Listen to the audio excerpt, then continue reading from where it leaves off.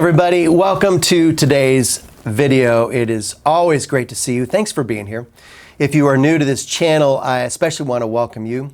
There's going to be an introduction video linked at the very end of this video if you are interested in learning more about some of my history. But the short of it for right now is that I'm one of a million musicians who is looking for a new gig, a new band, a new musical experience. But I thought I would document it, and this is where we are today. So this past week, a couple days ago, I got an email from a guy who went by an initial. And I'm going to change the initial for anonymity's sake. But the email went something like this. Q here. I have a potential gig you may be interested in. Need more info. And that was it. So I responded back, hello, Q. Sure. What do you want to know about me? What info do you need? Can you tell me a little bit more about the style of music you're playing and the situation? I got an email back. He gave me his phone number and said, call me. Now, I get it. You know, there are people that don't like to type, to email, to text, or what have you. And there are some people who actually like to talk to people on the phone. So I called this guy, and here's the short of it. Q is a band leader. He has got a gig that is booked a couple weeks from now. The gig is located in a town south of Dallas. From me, about an hour 15, an hour and a half, depending on traffic. A couple of his bandmates cannot make the gig, one of whom is a drummer, the other is a keyboardist. So at the very least, he's trying to find a drummer to fill in, to play along with him as a guitarist and also a bassist. The type of music that they play is blues and country, with this little twist, with a Latin feel. So I'm still trying to wrap my head around, well, how can a blues feel and a Latin feel? Anyways, 2 45-minute long sets, some cover tunes, some original songs, and here's the kepper. No rehearsals, none. So to paint the picture here, what he is essentially asking me to do would be to drive an hour 15, hour and a half, set up my drums, be on a stage in front of people, and would say, okay, we're going to play this song that I've never heard of before, and have him say, I want you to put a Latin feel behind it. So needless to say, I hesitated on the phone for a number of reasons. One, it's just a weird request. The other would be that he was like, oh, you know, like here's a couple of blues tunes that we do. As an aside, I have found that for whatever reason, a lot of the blues musicians that I play with, they'll throw out a blues song title as if everybody knows what that is. And I'm sorry, but unless you're as steeped in the blues genre, no, you're not going to know what it is. So the thought here is that would be an assumption that might cause a train wreck on the stage. The other is that word Latin. There are no Latin beats, right?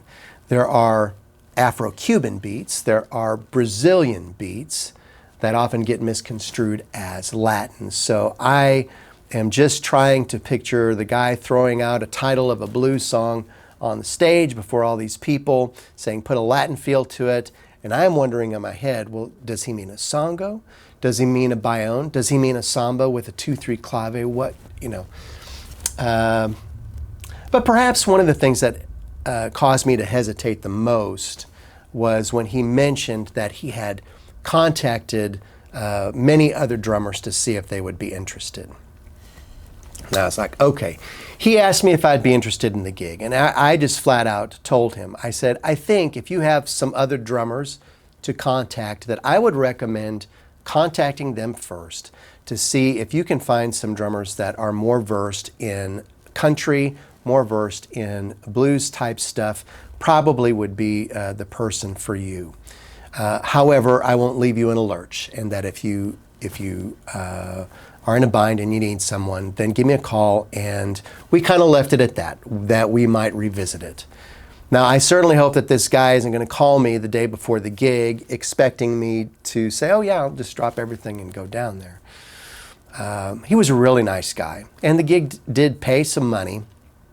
Granted, a chunk of that would go to pay for gas reimbursement and travel and stuff. But anyways, some of you might be wondering why on earth I'd even consider taking a gig like that. And the short of it is I'm not too bright. I'm a goofball. A more serious answer would be that sometimes I like taking gigs like this to test my mettle, to see what I'm capable of. I've also learned that, there is a place for the type of music that is well rehearsed, where you got people coming together and you practice, you hash things out, you prepare, get as good as you can be before you hit that stage, right? That's how I think the majority of music is performed. And I like that. I prefer it, honestly. But I have learned over the years that there is another side to music where things can happen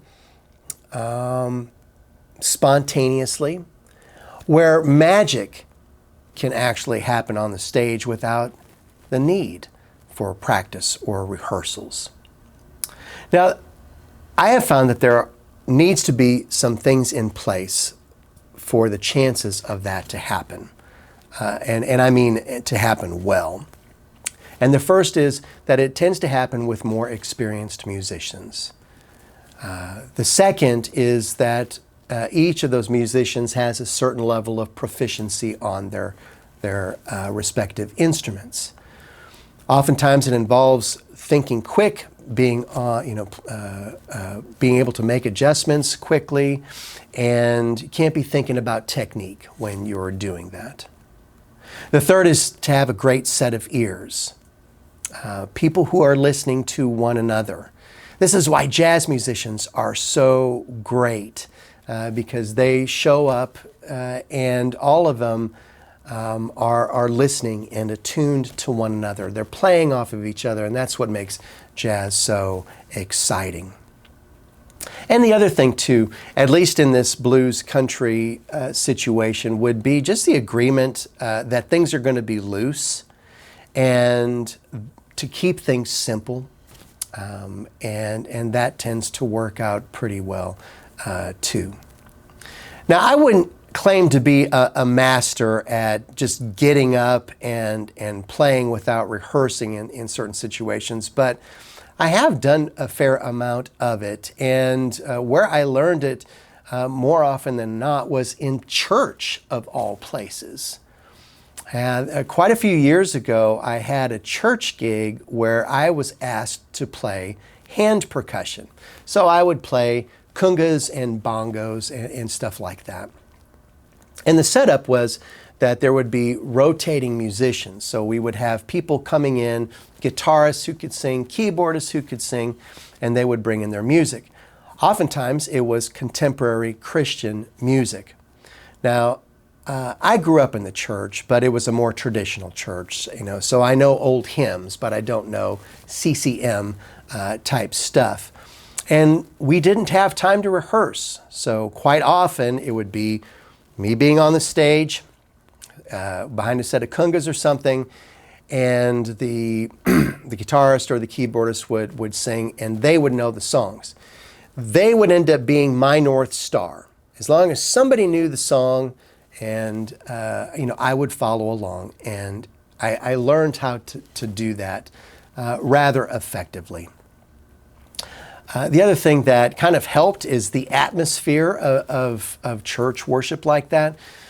So it wasn't like people paying $100 to $200 to go see a performance where people are expecting a certain level of proficiency.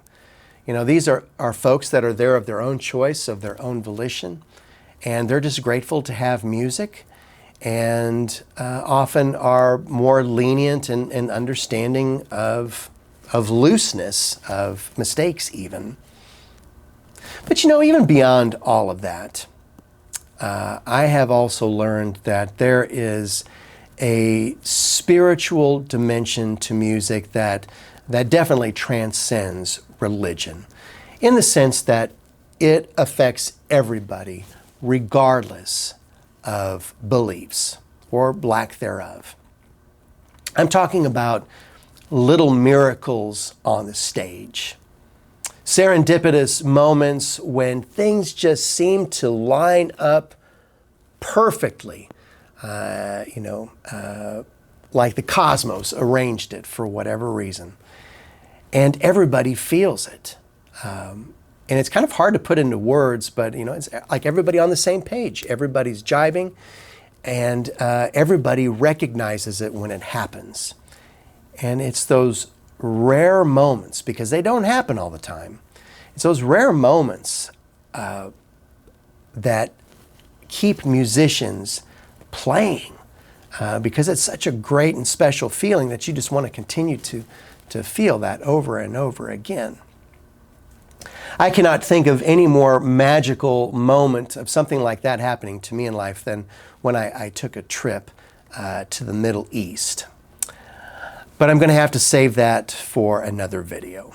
I've already gabbed long enough, and that topic and that story is definitely worthy of its own video. So maybe it's next week, but it'll be soon. But I hope that you will watch for it, and I will also keep you posted regarding what happens with Q and that situation.